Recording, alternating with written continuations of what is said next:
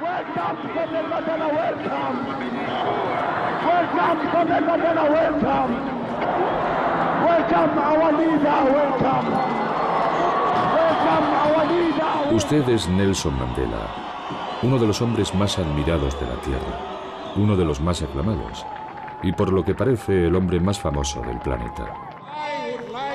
Me gustaría poder meteros a todos en un bolsillo y llevaros conmigo a Sudáfrica. Para la juventud del mundo, usted encarna la victoria deslumbrante y gozosa de la justicia sobre la fuerza, de la esperanza sobre la resignación, de la vida sobre la servidumbre. Es probable que ningún dirigente haya encumbrado tanto como usted esos valores. Nunca. Nunca. Nunca jamás. ¿Quién ha vivido en sus carnes, como usted, el significado de la palabra opresión? En Sudáfrica, esta era el fundamento de un sistema político racista, el apartheid. Un régimen que llevó a su paroxismo la ideología de los colonos ingleses y neerlandeses, los afrikaners. Pese a ser minoritarios, durante 300 años pusieron al hombre blanco por encima de todos los demás. Negros, indios y mestizos. Usted y sus allegados fueron quienes los derrocaron. Una victoria que le costó 27 años de cárcel. Cuando fue liberado, en febrero de 1990, el mundo entero se alegró. Pasó de ser un nombre a tener un rostro. Pero ¿quién es realmente Nelson Mandela?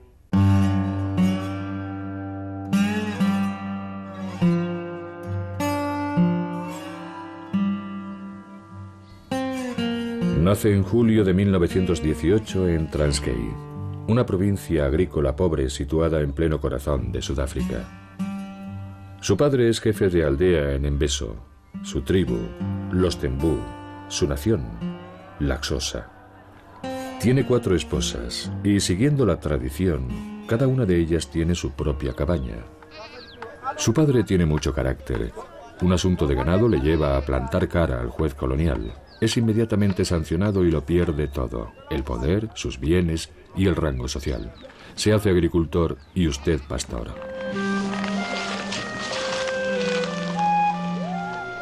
Pero le queda lo esencial: la inocencia del niño y los días pasados jugando en las rocas de la aldea de Kunu, ayer como hoy.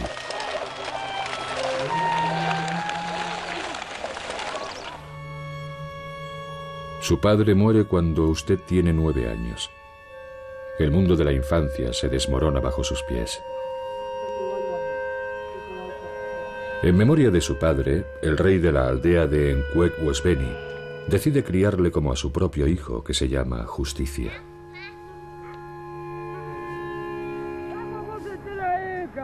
Poco a poco, su vida cambia por completo. Es educado siguiendo la cultura real y preparado para dirigir un día al pueblo. En esa tradición, la búsqueda del consenso representa el arte político por excelencia. Usted no lo olvidará nunca. Bueno, lo primero que hay que entender de Mandela es que era un aristócrata. Mucha gente no lo sigue porque sea del Congreso Nacional Africano,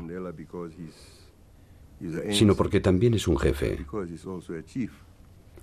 Eso tiene una gran importancia. En enero de 1934 tiene 16 años. Es la edad de hacerse un hombre, la edad de la circuncisión.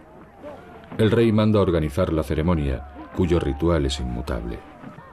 Usted no se perdonará haber tardado unos cuantos segundos atenazado por el dolor antes de gritar "Ndindoda, soy un hombre". Al acabar las celebraciones, su cabaña es incendiada. Su infancia desaparece simbólicamente entre las llamas.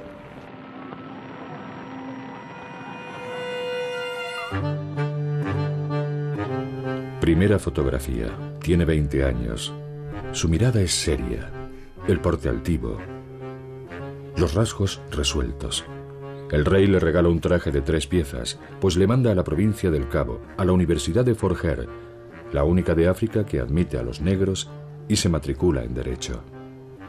Aquí es donde se forma la élite negra. Todos sueñan con un mundo mejor. Hablan de política, pero sobre todo sienten que pertenecen a una comunidad más amplia que su clan o su etnia, la de los no blancos. Un día se enfrenta acaloradamente a la administración como representante de los alumnos a propósito de la calidad de la comida. Sanción instantánea. Es expulsado. ¿Qué futuro le queda? El rey está furioso. Le elige una prometida y le ordena que vuelva a la aldea. Su respuesta es inimaginable, impensable. Se niega a hacerlo.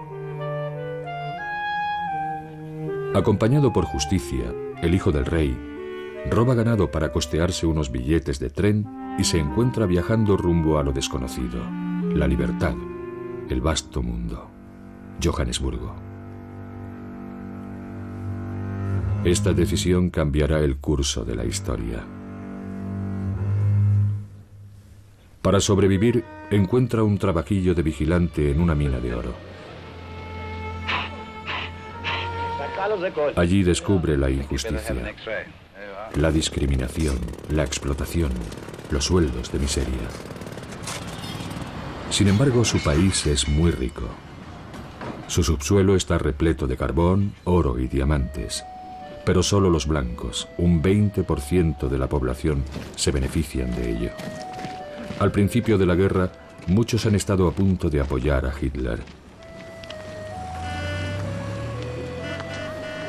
Usted encuentra pronto un puesto de becario en un bufete de abogados. Allí conoce a su primer amigo blanco.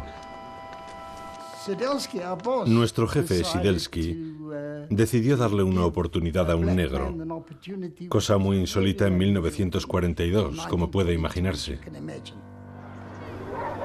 Vive en Alexandra, un inmenso suburbio negro donde hermosa lección de humanidad, la ayuda mutua y la solidaridad conjuran la extrema pobreza.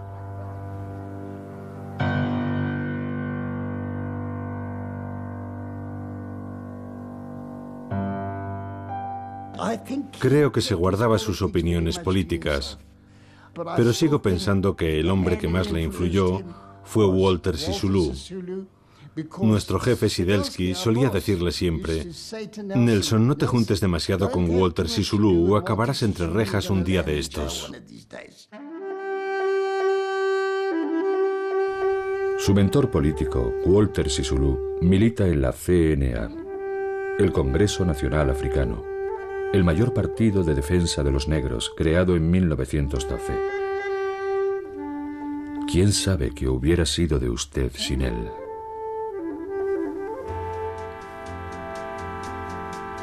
Frente a los blancos que viven en un mundo donde no existen los negros, usted encuentra al CNA demasiado resignado políticamente. Por ello funda junto con Walter Sisulu la rama de las juventudes del CNA, un movimiento radical para el cual la lucha debe enraizarse exclusivamente en África. Adiós pues al comunismo. Este es su primer compromiso político. En las elecciones de 1948, usted no puede votar por ser negro. Lo mismo ocurre con los indios y los mestizos. Los blancos, cada vez más minoritarios, se rinden ante el Partido Nacionalista. Su programa, el retorno a la época de los pioneros, los afrikaners, un mundo regido por la tradición y la religión, donde el negro es un ser inferior. Frente a ese régimen, usted rompe el aislamiento en el que se complace el movimiento de las juventudes del CNA e impulsa una campaña de protesta nacional abierta a todos los opositores. Es un hecho sin precedentes. Al lanzar la campaña de desafío, Mandela está reconociendo que ha cambiado de actitud.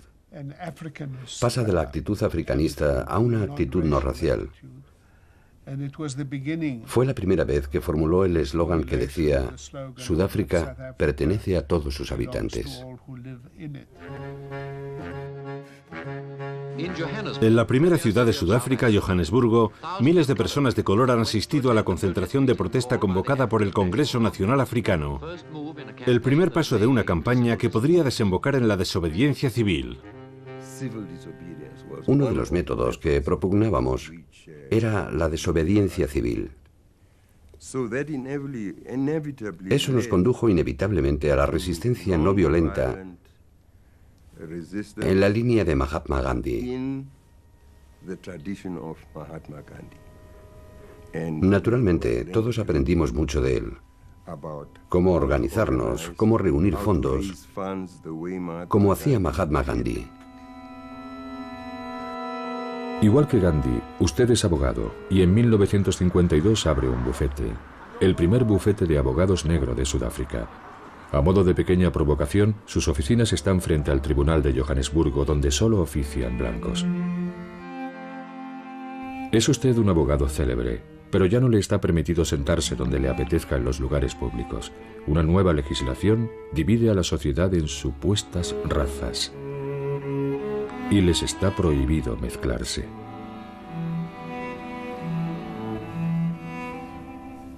Junto con decenas de movimientos de oposición, adopta usted una Carta de Libertades que aboga por un régimen multicultural y democrático dirigido por el pueblo.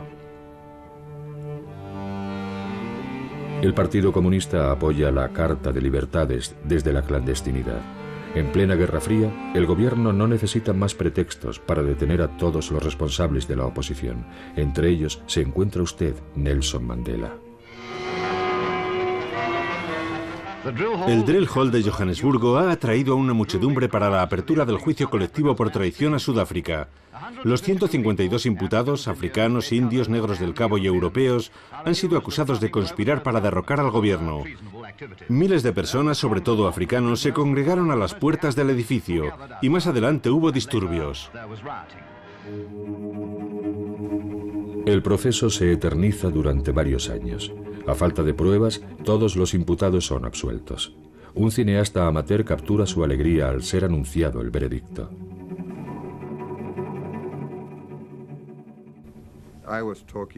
Estaba hablando con Nelson a la salida del juzgado cuando me dijo: Dios mío, ¿has visto esa cosa en el coche? Me di la vuelta y vi a Winnie.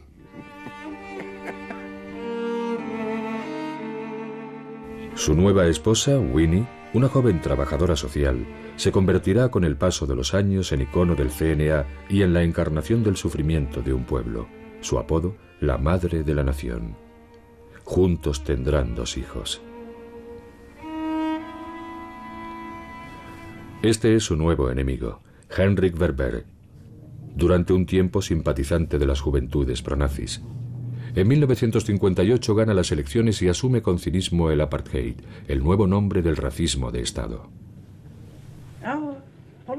Nuestra política lleva un nombre afrikaans, apartheid. Y me temo que ha sido malinterpretada tan a menudo que igual sería más sencillo y oportuno describirla como una política de buena vecindad. Aceptar que hay diferencias entre las personas.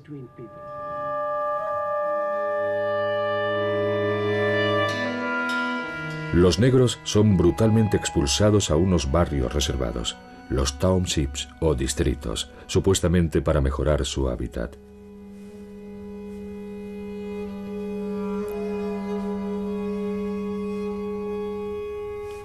Todos los negros deben llevar un salvoconducto que justifique que están autorizados a estar donde están. La violencia está en todas partes. El drama era inevitable. Lleva un nombre: Sharpeville.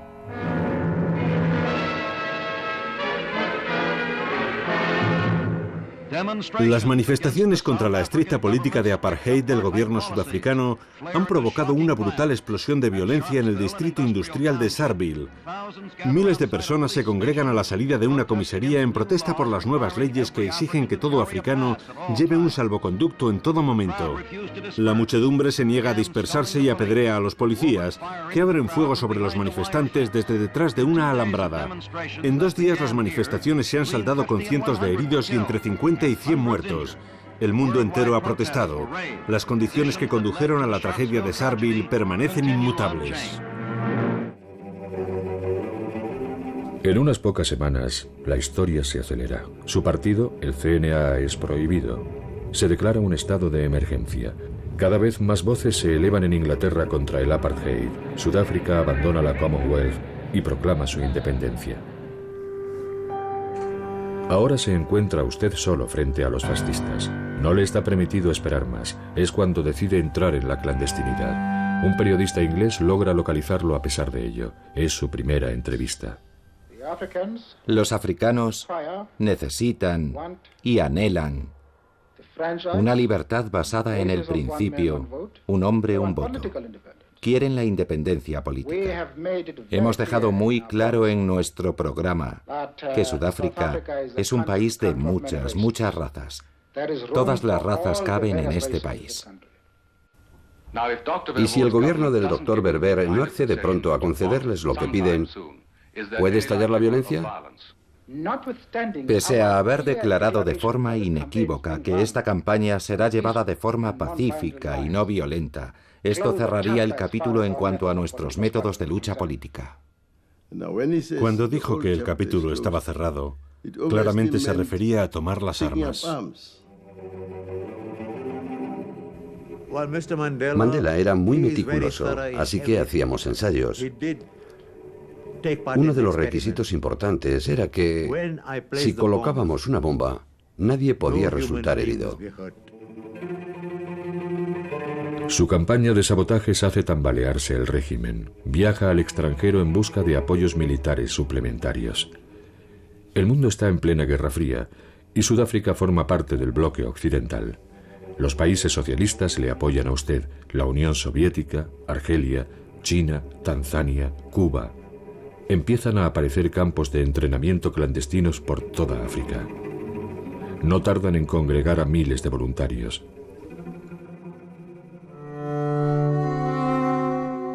A su regreso a Sudáfrica es detenido.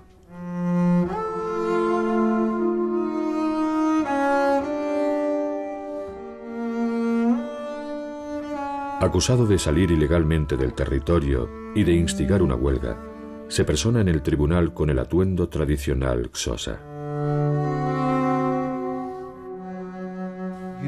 Decidió defenderse a sí mismo. Se presentó en el juzgado con un atuendo tradicional y pronunció un discurso que se hizo famoso. ¿Cómo puede ser que yo, un hombre negro, tenga que comparecer delante de un hombre blanco? El fiscal es blanco, el ordenanza es blanco, algo raro pasa aquí. Lo recuerdo de pie en el juzgado, cuando lo condenaron a 5 años de cárcel, en 1962. Estábamos todos consternados, pero yo me dije, 5 años no son tanto tiempo. Saldrá antes de 5 años. Y la lucha podrá continuar.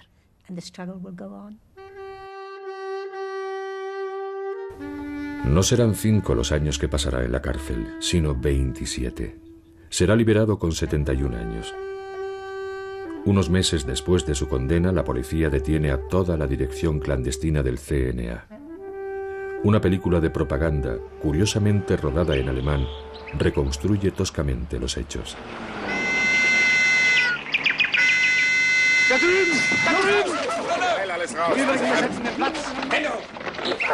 Numerosos documentos hallados durante la investigación le incriminan. Con sus camaradas del CNA es acusado de intento de golpe de Estado. Endlich. Herr Leutnant, ich glaube, Sie haben gefunden, was Sie suchten. Su juicio durará 6 meses. 6 meses con los que contaba la dictadura para acallarle. 6 meses que le convertirán en un mito. He acariciado el ideal de una sociedad libre y democrática, en la que todas las personas puedan convivir en armonía e igualdad de oportunidades. Si es preciso, estoy dispuesto a morir por ese ideal. Cuando el juez dijo, pónganse en pie para oír la sentencia, todos esperábamos que nos condenara a muerte. El mundo entero se moviliza. La dictadura se inclina. Ha salvado usted la vida, pero es condenado a cadena perpetua.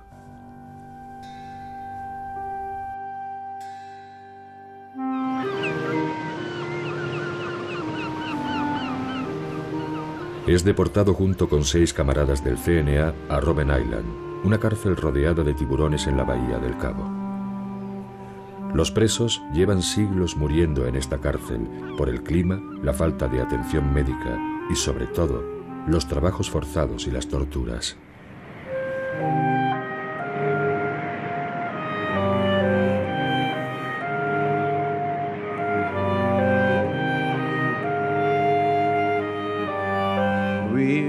Nos condenaron a trabajos forzados. Nos sentábamos encima de unos bloques de cemento y picábamos piedra con unos mazos de más de 2 kilos. Teníamos que partir las piedras grandes en trozos pequeños y luego hacerlos gravilla. Luego vinieron los trabajos forzados de verdad, cuando nos trasladaron a la cantera y tuvimos que trabajar con pico y pala. Acabábamos con las manos cubiertas de sangre y ampollas.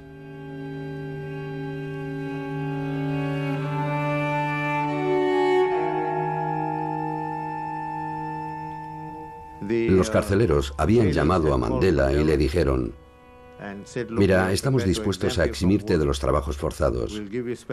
Te haremos comidas especiales y te daremos ropa especial. Y él contestó: no, no quiero ningún trato especial. Soy un preso como los demás.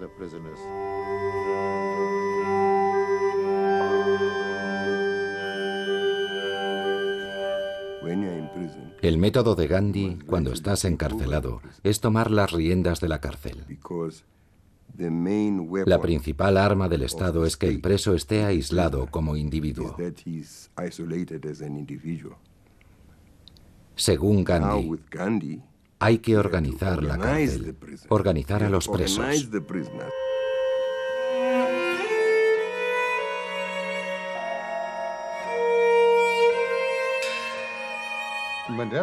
Mandela me convenció de hacer como él y aprender afrikaans, el idioma de nuestros opresores. Usó un argumento interesante. Yo era un joven exaltado y le dije: no, jamás, jamás lo haré. A lo que me contestó: Mac, ¿estarás de acuerdo con que estamos en guerra? Dije que sí, y él dijo: pues bien, nosotros somos los generales de nuestro bando, pero para ganar la guerra tenemos que comprender cómo piensan los generales del otro bando. Yo dije: es cierto, y contestó: no puedes tenderle una emboscada al enemigo si no entiendes la forma de pensar del general del otro bando.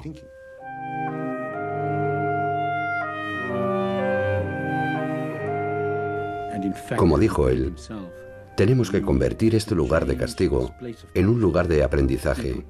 Y eso mismo hicimos. Convertimos Robben Island en una universidad. Ya lleva 13 años encarcelado sin esperanzas de ser liberado.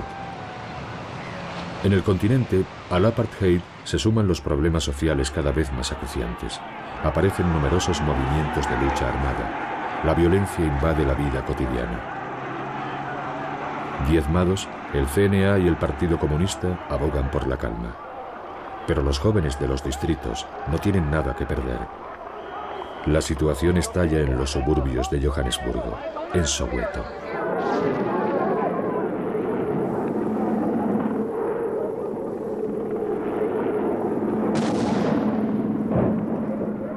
El gobierno ha tratado de imponer el afrikaans en los colegios. El país está a sangre y fuego. 1000 muertos en los distritos en 6 meses, decenas de miles de detenciones.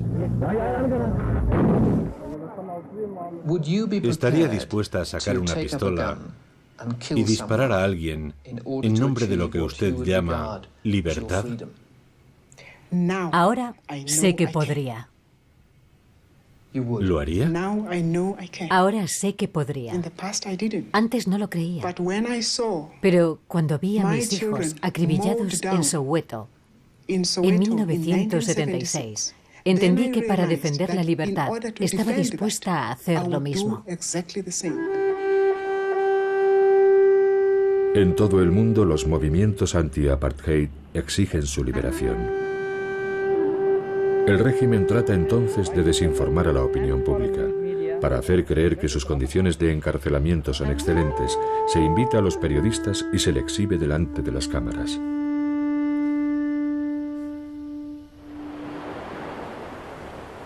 En 1982, tras pasar 18 años en Robben Island, es trasladado a la cárcel de Portsmouth, en los suburbios del Cabo. Sus condiciones de encarcelamiento mejoran. Sus parientes y allegados lo tienen más fácil para visitarle. En el extranjero se multiplican las manifestaciones contra Sudáfrica dirigida con mano de hierro por Peter Willem Botha desde 1978. El mundo entero sigue exigiendo su liberación. Empieza el boicot económico a su país. El régimen se queda sin opciones. Estoy dispuesto a liberar al señor Mandela, siempre y cuando renuncie a la violencia como medio para alcanzar objetivos políticos. Por primera vez en 21 años, los sudafricanos pueden oír uno de sus mensajes. Su hija lee en público su carta de rechazo al presidente Botha. Mi padre dice: solo pueden negociar los hombres libres. Los presos no pueden pactar. No puedo, ni voy a comprometerme a nada, mientras ni yo, ni vosotros, el pueblo, seamos libres. Vuestra libertad y la mía son inseparables.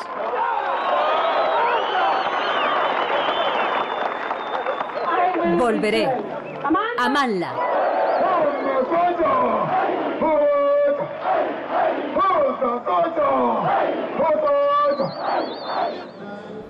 En octubre de 1986, en secreto, empiezan por fin las negociaciones. Tras 23 años de cárcel, usted se siente en una posición de fuerza y rehúsa abandonar la lucha armada. Cuando habló de la lucha armada, y ese era el punto crucial de nuestro primer encuentro, dijo muy claramente: no nos impongamos condiciones absolutas de antemano, ni usted a nosotros ni nosotros a ustedes, porque de lo contrario nunca empezaremos a hablar. El gobierno acepta sus condiciones. Neil Barnard se reunirá con usted 46 veces antes de su liberación. 46 veces para cerciorarse de que ya no es el militante extremista de los años 50. 46 veces para negociar la transición democrática.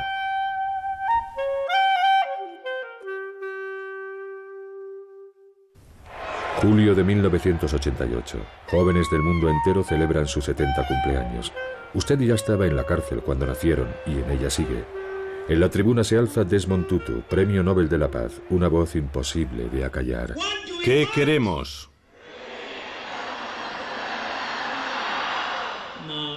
No os están oyendo, chicos. Una vez más. ¿Qué queremos?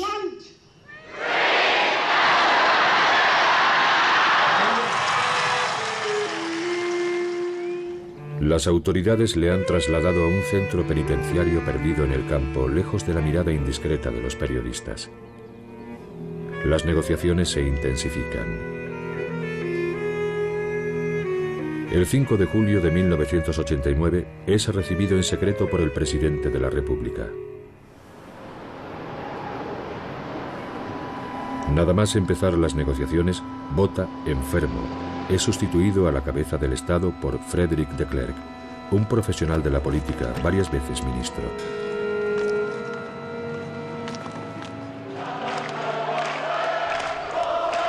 Primera señal de cambio. Decenas de miles de personas son autorizadas a manifestarse en el Cabo. Es una novedad.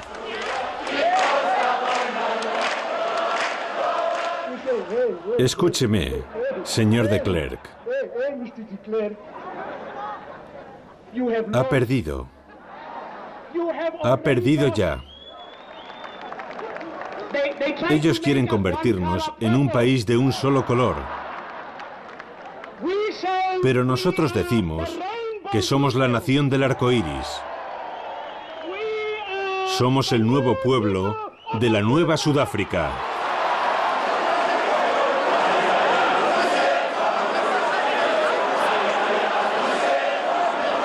Unas semanas más tarde, con su consentimiento, sus principales compañeros de lucha son liberados tras 26 años de encarcelamiento. 2 meses después, reemprende el camino hacia la presidencia de la República. Allí le espera el presidente de Klerk. Aquel encuentro transcurrió sin que llegáramos a hablar de nada importante. Nos limitamos a tantearnos. La imagen que me dio fue la de un hombre nada resentido, lo cual era admirable. Su falta de rencor es una de las cosas más admirables de Mandela.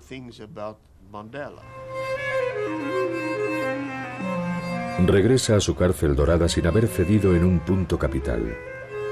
No avanzarán las negociaciones sin un desmantelamiento total del apartheid.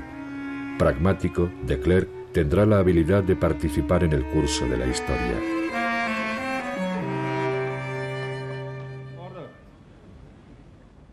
Ha sido revocada la ilegalización del Congreso Nacional Africano, el Congreso Panafricano, el Partido Comunista Sudafricano y una serie de organizaciones afines.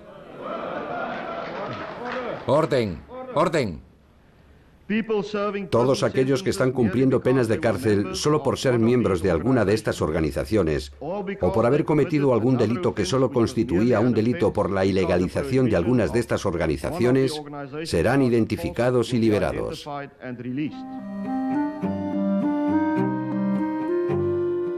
A su liberación en febrero de 1990, tiene usted 71 años y el futuro de Sudáfrica descansa sobre sus hombros.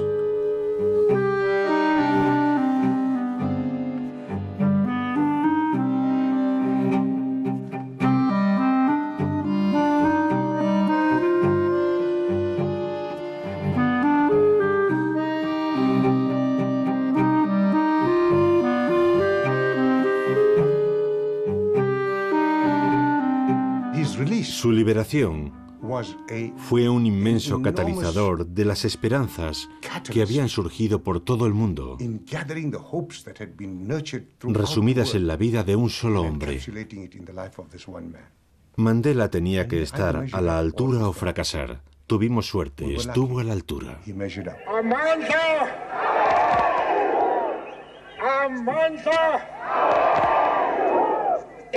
África.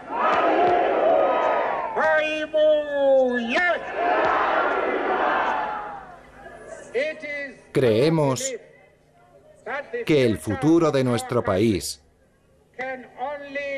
solo puede ser determinado por un cuerpo democráticamente electo sobre bases no racistas. El propio de Klerk es un hombre íntegro. Mandela dijo que de Klerk era un hombre íntegro. Aún hoy me meto con él por eso. Le digo, ¿cómo puedes decir eso? Es nuestro maldito enemigo, es un racista. Pero él me enseñó una cosa en su declaración, que estábamos entrando en una fase de negociaciones y no importa el rencor que se le tenga guardado al enemigo, hay que demostrar que se cree en la integridad del otro hombre.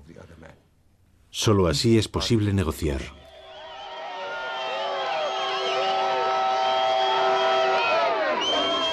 Dos días después, cientos de miles de habitantes de Soweto, su suburbio de Johannesburgo, festejan su regreso.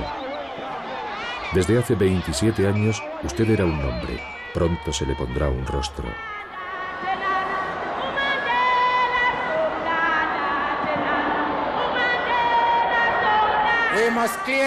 Tenemos que demostrar sin ambajes nuestra buena voluntad a nuestros compatriotas blancos y convencerlos con nuestra conducta y nuestros argumentos de que una Sudáfrica sin apartheid será un hogar mejor para todos.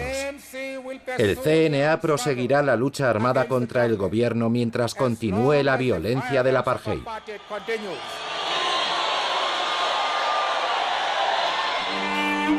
Walter Sisulu y Ahmed Kathrada celebran su llegada a su casa de Soweto.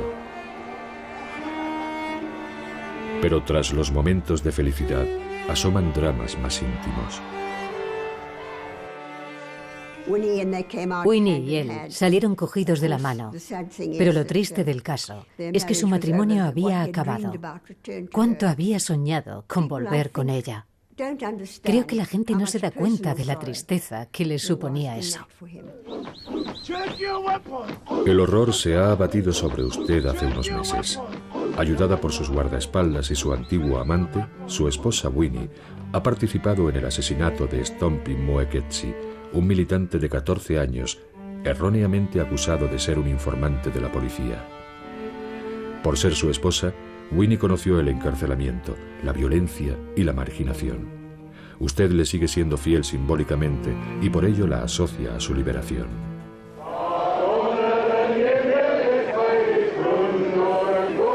Cristaliza el odio de la extrema derecha, que no oculta su fascinación por los nazis. Paralelamente, en el país estalla una violencia reprimida durante demasiado tiempo, como si su liberación justificara todos los excesos. Se está gestando una guerra civil. Usted solo cuenta con sus palabras para detenerla.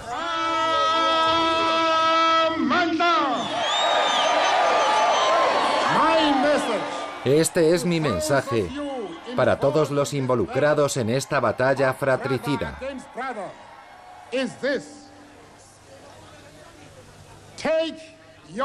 Coged vuestras pistolas, cuchillos y machetes y tiradlos al mar.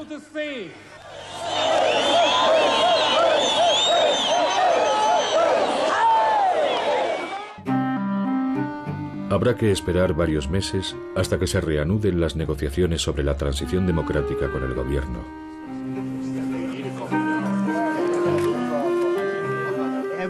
Todo se podía debatir. Yo decía que no había que aferrarse a ninguna postura. Lo básico son los principios, la dignidad humana y el pleno derecho de voto. Eso es lo básico. No se puede negociar con eso. Otras cosas sí son negociables. El gobierno le pide que renuncie a la violencia.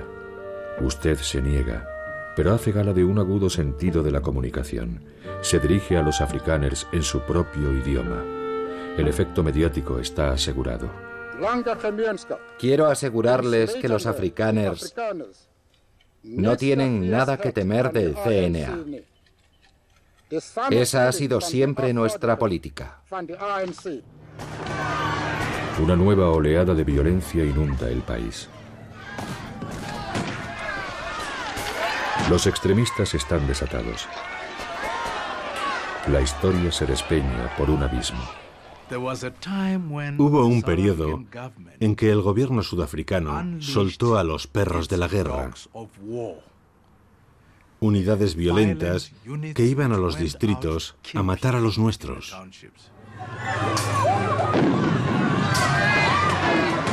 Los partidarios de la fuerza esperan que usted reaccione ante la violencia con más violencia. Era un pretexto para mantener el apartheid. No entendemos que deba morir tanta gente cuando el gobierno tiene un ejército y un cuerpo de policía fuertes, eficientes y bien equipados. Somos muy críticos con la forma en que el gobierno está lidiando con la violencia. Su negativa a ceder a la violencia impresiona y consolida a sus aliados en el mundo entero, donde se le acoge como un jefe de Estado. Se saluda su valentía y se le convierte en un icono. Se reanudan las negociaciones. Usted es más fuerte que nunca y las emprende sin haber renunciado formalmente a la violencia. El presidente de Klerk considera su postura inaceptable. Tendremos un partido que sujeta una pluma con una mano, pero reivindica su derecho a llevar un arma en la otra mano. Básicamente, eso no puede conducirnos a un proceso verdaderamente pacífico, realmente negociado.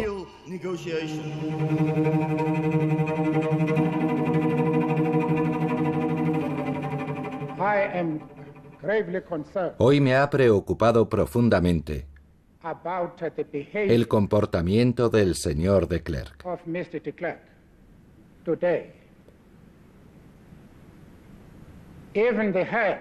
Hasta un régimen tan ilegítimo,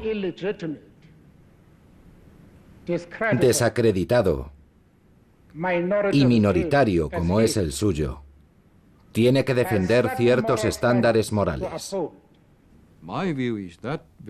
Desde mi punto de vista, ese día cambió el equilibrio del poder sin lugar a dudas. No fue ni antes ni después. Ese día Mandela le enseñó por fin al mundo que no se iba a dejar atropellar por nadie.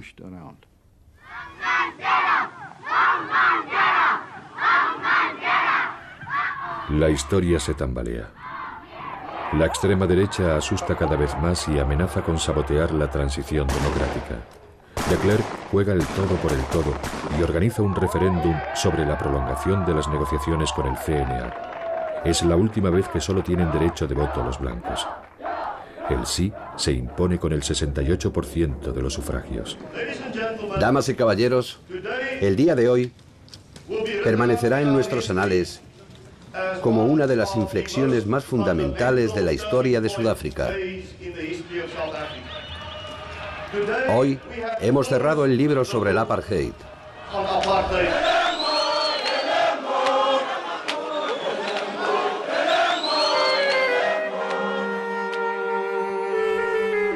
Más de 2 años después de su liberación, cuando parece que por fin habrá un acuerdo, vuelve a ser derramada la sangre de los suyos.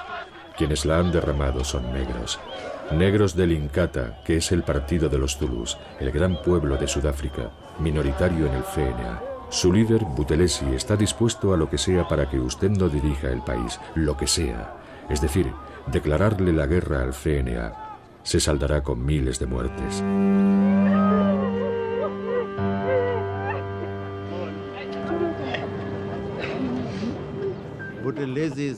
El Inkatha de Buthelezi trabajaba con el gobierno del apartheid. Tenían gente entrenada por el gobierno sudafricano para fomentar la violencia, así que había muchas tensiones.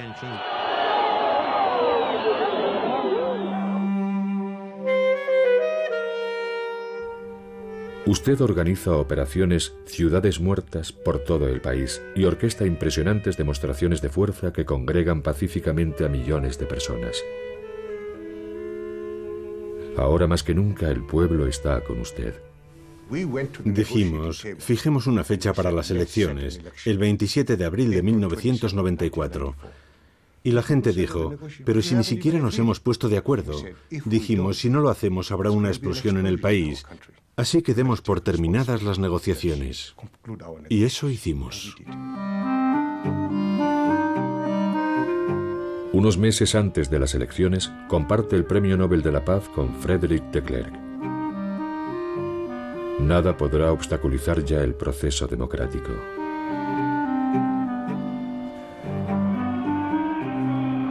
Usted tiene 76 años, pero emprende su primera campaña electoral como un muchacho.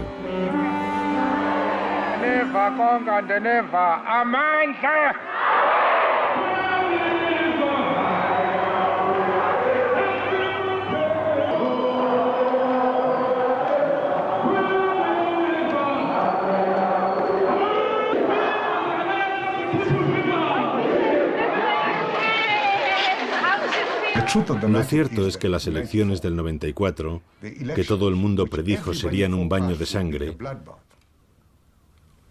fueron el acontecimiento más pacífico jamás ocurrido en nuestro país.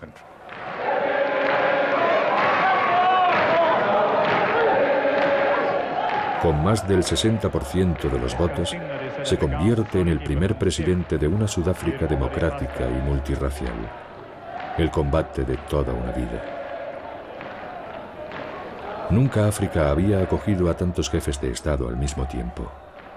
Todos han acudido a celebrar la victoria del débil sobre el poderoso, el derecho sobre la fuerza, la esperanza sobre la resignación.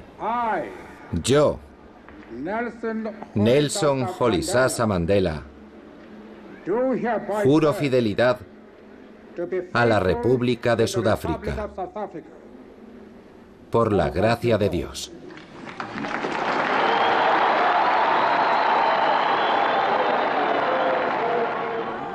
Nunca, nunca, nunca jamás volverá a vivir este hermoso país la opresión del hombre por el hombre.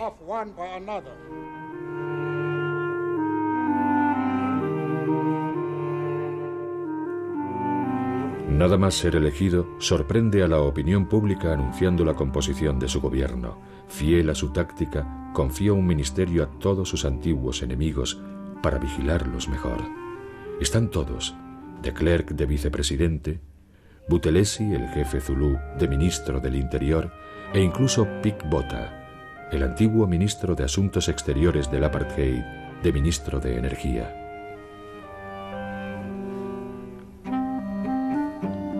Su presidencia tenía que ser peculiar. El mundo entero viene a visitarle. Posar a su lado es un honor, al igual que abrazarlo en señal de supuesta proximidad. Pero el no va más es tenerle de guía en Robben Island.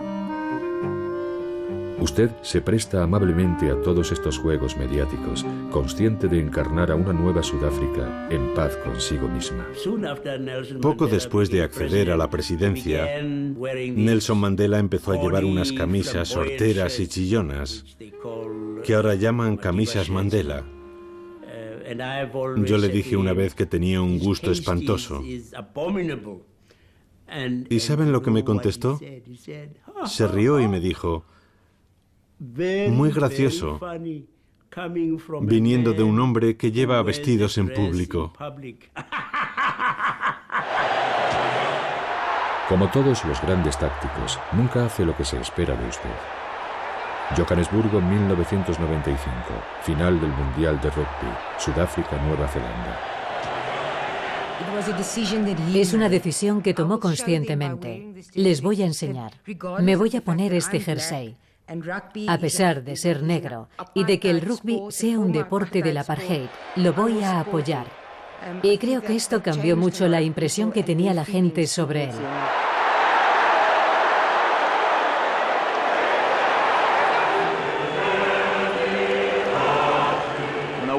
Cuando subí al estrado para recoger el trofeo de manos de Nelson Mandela, me tendió la mano y me dijo: François, muchas gracias por lo que ha hecho por este país.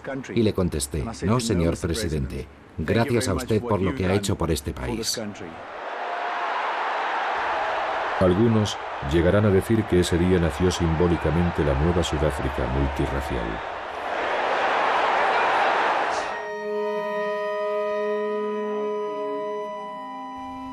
Su deseo de reconciliación va más allá de los límites habituales de la justicia. En 1996 instaura la Comisión Verdad y Reconciliación, que deja en manos de Desmond Tutu. Durante 2 años, miles de víctimas hablarán a sus verdugos. Algunas les perdonarán, ahorrando a los criminales decenas de años de cárcel. En el método del helicóptero, te ponen un palo detrás de las rodillas y te cuelgan boca abajo. Cuando te hacen esto, te ahogas.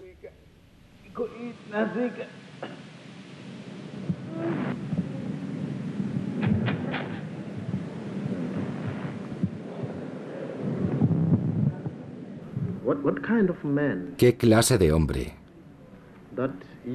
puede infligir tan metódicamente a otro hombre un suplicio como el de la bolsa mojada, mientras oye sus gemidos, sus gritos y sus lamentos? La Comisión Verdad y Reconciliación no tiene tabús. También hace justicia a las víctimas de los crímenes cometidos por los movimientos anti-apartheid, entre los cuales se encuentra la rama armada del CNA que creó usted. Llevaba un abrigo azul, ¿no lo recuerda? Usted le pegó un tiro.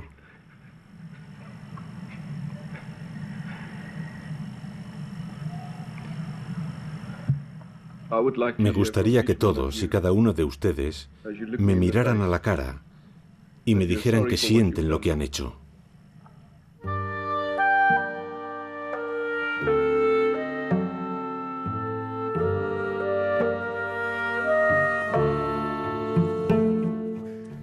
Tras iniciarse la reconciliación nacional, usted completa su misión dotando al país de una de las constituciones más democráticas del mundo.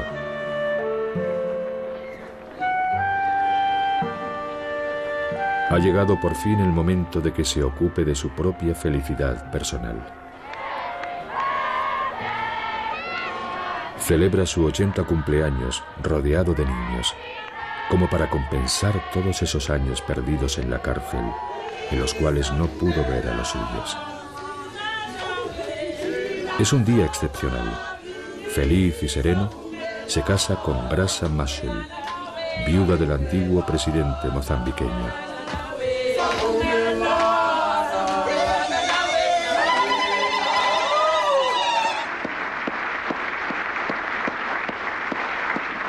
Unos meses más tarde, decide no presentarse para un segundo mandato presidencial y se retira de la vida política.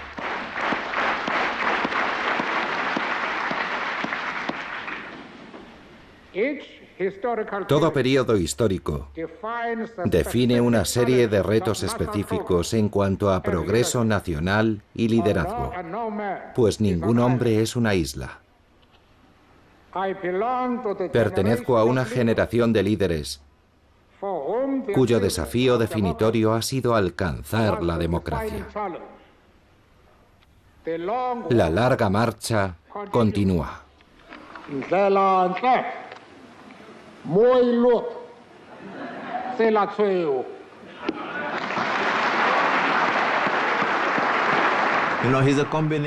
Mandela es una combinación de varias cosas, ¿sabe? Es un campesino, es un aristócrata, un demócrata. No se le puede etiquetar.